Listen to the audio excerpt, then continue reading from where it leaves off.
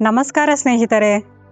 ಬಾಬಾ ಸಾಹೇಬ್ ಅಂಬೇಡ್ಕರ್ ಅವರು ದುಂಡು ಮೇಜಿನ ಸಭೆಯ ಕಾರಣಕ್ಕಾಗಿ ಲಂಡನ್ನಲ್ಲಿದ್ದಾಗ 1930 ಡಿಸೆಂಬರ್ 30ರಂದು ತಮ್ಮ ಪತ್ನಿ ರಮಾಬಾಯಿ ಅವರಿಗೆ ಪತ್ರ ಬರೆದಿದ್ದರು. ಆ ಪತ್ರದಲ್ಲಿ ಅವರು ತಮ್ಮ ಪ್ರೀತಿ, ಭಾವ, ದುಗುಡ, ಮರುಕ, ಆತಂಕ ಎಲ್ಲವನ್ನೂ ಹೇಳಿಕೊಂಡಿದ್ದರು. ಅಂಬೇಡ್ಕರ್ ಅವರು ಮರಾಠಿಯಲ್ಲಿ ಬರೆದಿದ್ದ ಈ ಪತ್ರವನ್ನು ಪ್ರದೀಪ್ ಅತ್ರಿ ಅವರು ಮರಾಠಿಯಿಂದ ಇಂಗ್ಲಿಷ್ಗೆ ಅನುವಾದಿಸಿದ್ದಾರೆ. ಇದನ್ನು ವಿಕಾಸ್ ಆರ್ ಮೌರ್ಯ ಅವರು ಕನ್ನಡಕ್ಕೆ ಅನುವಾದಿಸಿದ್ದಾರೆ. ಇಂದು ನಾನು ರಮಾಬಾಯಿ ಅವರಿಗೆ ಅಂಬೇಡ್ಕರ್ ಅವರು ಬರೆದ ಪತ್ರವನ್ನು ಓದುತ್ತಿದ್ದೇನೆ. ಪತ್ರ ಹೀಗಿದೆ. ರಮಾ, ಹೇಗಿದ್ದೀಯ ರಮಾ? ಇಂದೇಕೋ ನೀನು ಮತ್ತು ಯಶವಂತ ಬಿಡದೆ ಕಾಡುತ್ತಿದ್ದೀರಿ. ನಿನ್ನ ನೆನಪು ನನ್ನೆದೆಯನ್ನು ಭಾರವಾಗಿಸಿದೆ. ಕಳೆದ ಕೆಲವು ದಿನಗಳಲ್ಲಿ ನನ್ನ ಭಾಷಣಗಳು ಹೆಚ್ಚು ಚರ್ಚೆಗೊಳಗಾದವು. ಸಮ್ಮೇಳನದಲ್ಲಿ ಬಹಳ ಒಳ್ಳೆಯ ಹಾಗೂ ಫಲಪ್ರದ ಚರ್ಚೆಗಳಾದವು. ಇದನ್ನೇ ದಿನಪತ್ರಿಕೆಗಳು ನನ್ನ ಭಾಷಣದ ಬಗ್ಗೆ ಬರೆದಿರುವುದು. ಈ ಮೊದಲು ದುಂಡು ಮೇಜಿನ ಪರಿಷತ್ತಿನ ನನ್ನ ಜವಾಬ್ದಾರಿಯ ಬಗ್ಗೆ ಯೋಚಿಸುತ್ತಿದ್ದೆ. ನನ್ನ ಕಣ್ಣ ಮುಂದೆ ನನ್ನ ದೇಶದ ಎಲ್ಲ ನೊಂದವರ ಚಿತ್ರಣ ಕಂಡುಬರುತ್ತಿತ್ತು. ಸಾವಿರಾರು ವರ್ಷಗಳಿಂದ ಈ ಜನ ದುಃಖದಲ್ಲಿಯೇ ಮುಳುಗಿದ್ದಾರೆ. ಈ ದಮನಕ್ಕೆ ಚಿಕಿತ್ಸೆಯೇ ಇಲ್ಲವೆಂದು ಭಾವಿಸಿದ್ದಾರೆ. ನನಗೆ ಸಿಡಿಲು ಬಡಿದಂತಾಗುತ್ತದೆ ರಮಾ. ಆದರೂ ನಾನು ಹೋರಾಡುತ್ತೇನೆ. ನನ್ನ ವಿಚಾರ ಶಕ್ತಿ ದಿನದಿಂದ ದಿನಕ್ಕೆ ಗಟ್ಟಿಯಾಗುತ್ತಿದೆ. ಬಹುಶಃ ನನ್ನ ಮನದಲ್ಲಿ ಅಗಾಧವಾದ ಸಂಗತಿಗಳು ಸ್ಫೋಟಿಸುತ್ತಿದೆ. ಹೃದಯ ಬಹಳ ಭಾವುಕವಾಗಿದೆ. ದಿಕ್ಕು ತೋಚದಂತಾಗಿದೆ. ನಿನ್ನ ಮತ್ತು ಮನೆಯವರ ನೆನಪು ಕಾಡಲಾರಂಭಿಸಿದೆ. ನಿನ್ನ ನೆನಪಾಗುತ್ತಲೇ ಇದೆ. ಯಶವಂತ ನೆನಪಾದ. ಹಡಗು ಹತ್ತಿಸಲು ನೀನಲ್ಲಿಗೆ ಬಂದಿದ್ದೆ. ಅಲ್ಲಿಗೆ ಬರಬೇಡವೆಂದು ಪದೇ ಪದೇ ನಾ ಹೇಳಿದ್ದೆ. ಆದರೂ ನೀನು ನನ್ನ ಮಾತು ಕೇಳಲಿಲ್ಲ. ನನ್ನನ್ನು ಬೀಳ್ಕೊಡಲು ಬಂದೇ ಬಿಟ್ಟೆ. ನಾನು ದುಂಡು ಮೇಜಿನ ಪರಿಷತ್ತಿಗೆ ಹೊರಟಿದ್ದೆ. ನನ್ನನ್ನು ಜೈಕಾರದಿಂದ ಎಲ್ಲೆಡೆಯೂ ಬೀಳ್ಕೊಡಲಾಗುತ್ತಿತ್ತು. ನೀನದೆಲ್ಲವನ್ನು ನೋಡುತ್ತಲೇ ಇದ್ದೆ. ನಿನ್ನೆದೆ ಭಾವಪರವಶವಾಗಿತ್ತು. ನೀನು ನನ್ನನ್ನು ಬೀಳ್ಕೊಡುವಾಗ ನಿನ್ನಲ್ಲಿ ಧನ್ಯತೆ ತುಂಬಿತ್ತು. ನಿನಗೆ ಮಾತೇ ಬರುತ್ತಿರಲಿಲ್ಲ. ಆದರೆ ನಿನ್ನ ತುಟಿಗಳಿಂದ ಏನನ್ನೂ ಹೇಳಲಾಗುತ್ತಿರಲಿಲ್ಲವೋ ಅದೆಲ್ಲವನ್ನು ನಿನ್ನ ಕಣ್ಗಳು ಹೇಳುತ್ತಿದ್ದವು. ನಿನ್ನ ಮೌನ ಹೆಚ್ಚು ಮಾತನಾಡುತ್ತಿತ್ತು. ನಿನ್ನ ತುಟಿ ಮತ್ತು ಗಂಟಲು ಯುದ್ಧಕ್ಕಿಳಿದಿದ್ದವು. ನಿನ್ನ ತುಟಿಗಳಿಂದ ಹೊರಹೊಮ್ಮುವ ನುಡಿಗಳಿಗಿಂತಲೂ ನಿನ್ನ ಕಣ್ಣಿನಿಂದ ಜಾರುತ್ತಿದ್ದ ಹನಿಗಳು ನಿನ್ನ ಬೆನ್ನಿಗೆ ನಿಂತಿದ್ದವು. ಇಲ್ಲಿ ಲಂಡನ್ನಲ್ಲಿ ಈ ಮುಂಜಾನೆಯಲ್ಲಿ ಎಲ್ಲವೂ ನನ್ನೆದೆಯನ್ನು ಇರಿಯುತ್ತಿವೆ. ನನ್ನ ಹೃದಯ ಭಾರವಾಗುತ್ತಿದೆ. ನನ್ನೆದೆ ತಲ್ಲಣಿಸುತ್ತಿದೆ. ಹೇಗಿದ್ದೀಯ ರಮಾ? ಯಶವಂತ ಚೆನ್ನಾಗಿದ್ದಾನಾ? ಅವನಿಗೆ ನನ್ನ ನೆನಪಾಗುತ್ತಿದೆಯೇ? ಅವನ ಸಂಧಿವಾತದ ಸಮಸ್ಯೆ ಹೇಗಿದೆ? ಅವನನ್ನು ಚೆನ್ನಾಗಿ ನೋಡಿಕೋ ರಮಾ. ನಮ್ಮ 4 ಮಕ್ಕಳು ನಮ್ಮನ್ನಗಲಿದರು. ಈಗ ನಮಗೆ ಯಶವಂತನೊಬ್ಬನೇ ಉಳಿದಿದ್ದಾನೆ. ನಿನ್ನ ತಾಯ್ತನದ ಏಕೈಕ ಕುಡಿ ಅವನೊಬ್ಬನೇ.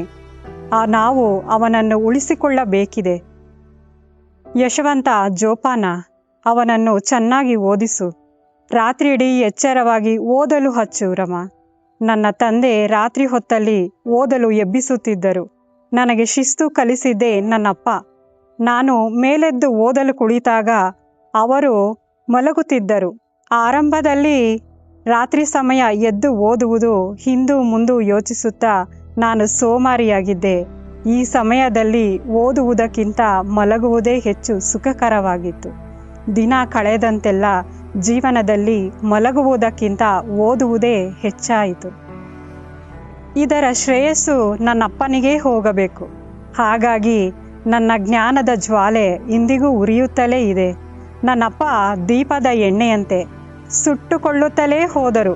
ಅವರಿಂದ ಎಷ್ಟು ಸಾಧ್ಯವೋ ಅಷ್ಟು ಮಾಡಿದರು. ಕತ್ತಲನ್ನು ಬೆಳಕಾಗಿಸಿದರು. ನನ್ನಪ್ಪನ ಶ್ರಮ ಇಂದು ಫಲ ನೀಡುತ್ತಿದೆ. ನನಗಿಂದು ಹೆಚ್ಚು ಒಳ್ಳೆಯದಾಗುತ್ತಿದೆ ರಮಾ. ರಮಾ, ಯಶವಂತನೂ ಸಹ ಹಾಗೆಯೇ ಓದಿನಲ್ಲಿ ತಲ್ಲೀನನಾಗಬೇಕು. ರಮಾ, ಐಷಾರಾಮಿ ಸಂಗತಿಗಳು ಉಪಯೋಗಕ್ಕೆ ಬಾರದವು. ನೀನು ನೀನಾಗಿರಬೇಕು. ಜನರು ಐಷಾರಾಮಿ ಜೀವನದ ಹಿಂದೆ ಓಡುತ್ತಲೇ ಇರುತ್ತಾರೆ. ಅವರ ಬದುಕು ಅಲ್ಲಿಂದಲೇ ಆರಂಭವಾಗಿ ಅಲ್ಲಿಗೆ ಕೊನೆಗಾಣುತ್ತದೆ. ಅವರ ಬದುಕು ಬದಲಾಗುವುದೇ ಇಲ್ಲ. ರಮ, ನಾವು ಅವರಂತೆ ಬದುಕಬಾರದು, ಬದುಕಲಾರೆವು. ದುಃಖವಲ್ಲದೆ ಬೇರೇನೂ ನಮಗೆ ಉಳಿದಿಲ್ಲ. ಬಡತನ ಮತ್ತು ದಾರಿದ್ರ್ಯವನ್ನು ಹೊರತುಪಡಿಸಿ ಬೇರೆ ಗೆಳೆತನ ನಮಗಿಲ್ಲ. ಕಷ್ಟ ಮತ್ತು ಸಂಕಷ್ಟಗಳು ನಮ್ಮನ್ನು ಬಿಟ್ಟು ತೊಲಗಲಾರವು. ಅವಮಾನ, ವಂಚನೆ, ಬಹಿಷ್ಕಾರಗಳು ನೆರಳಿನಂತೆ ನಮ್ಮನ್ನು ಬೆಂಬಿಡದೆ ಹಿಂಬಾಲಿಸುತ್ತವೆ.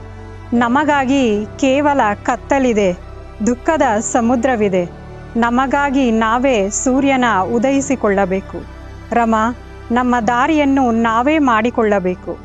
ನಮ್ಮ ದಾರಿಯಲ್ಲಿ ನಾವೇ ದೀಪದ ಹಾರವಾಗಬೇಕು. ಆ ದಾರಿಯಲ್ಲಿ ಚಲಿಸಿ ಜಯಗಳಿಸಬೇಕು. ನಮಗೆ ಯಾವ ಜಗತ್ತೂ ಇಲ್ಲ.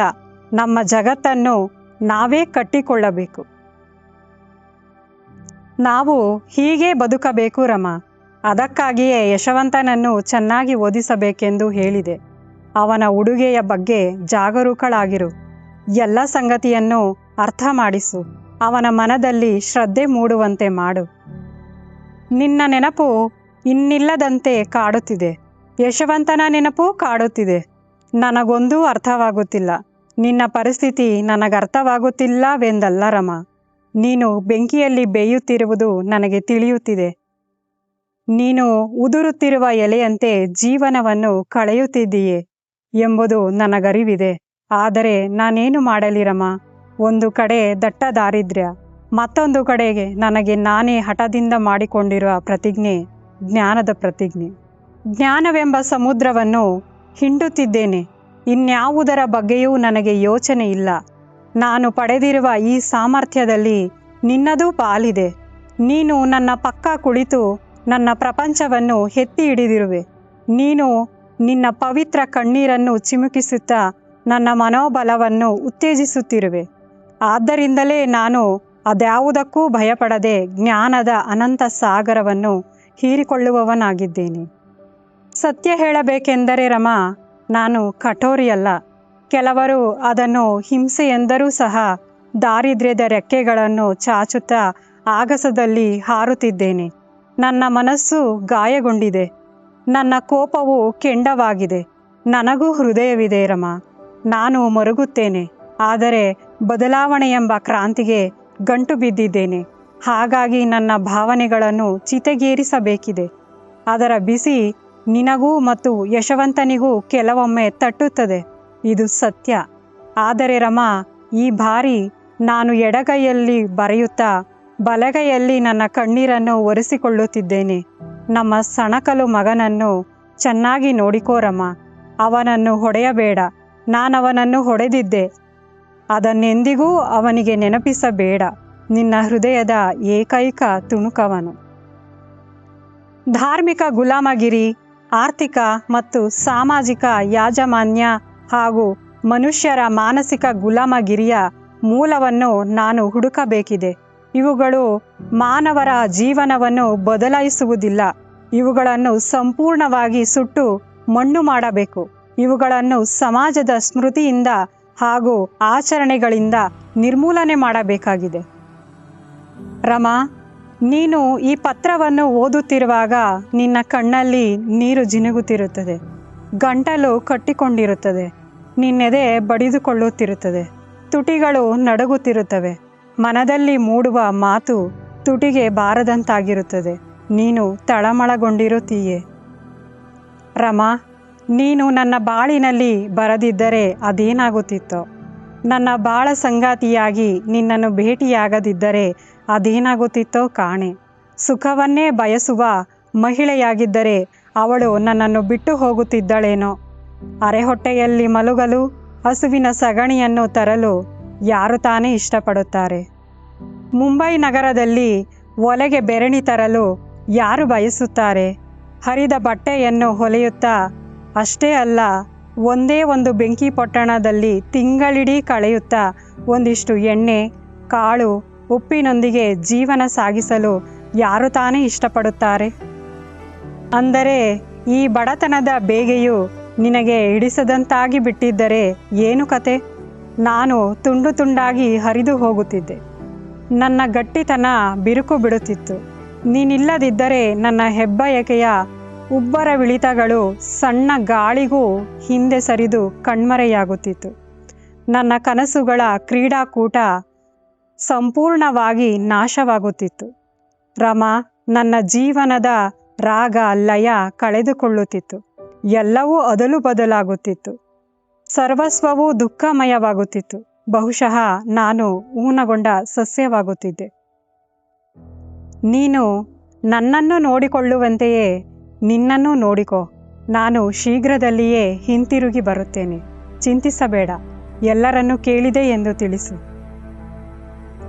ಮರಾಠಿಯಿಂದ ಇಂಗ್ಲಿಷ್ಗೆ ಪ್ರದೀಪ್ ಅತ್ರಿ, ಕನ್ನಡಕ್ಕೆ ವಿಕಾಸ್ ಆರ್ ಮೌರ್ಯ. ಎಲ್ಲರಿಗೂ ಧನ್ಯವಾದಗಳು.